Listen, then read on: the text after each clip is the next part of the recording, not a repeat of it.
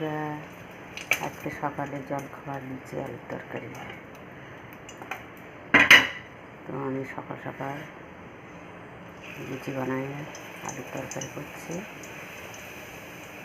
দেখো লুচিগুলো কি সুন্দর ফুলছে, হেভি হেভি ফুলছে, দারুণ ফুলছে। শনিবারের বাজার, তো আজকে সবাই বাড়িতে আছে, বললো লুচি আলুর তরকারি খাবো। দেখুন বন্ধুরা, শনিবারে লুচি আলুর তরকারি করবেন, হেভি ফুলছে একদম। গরম গরম লুচি।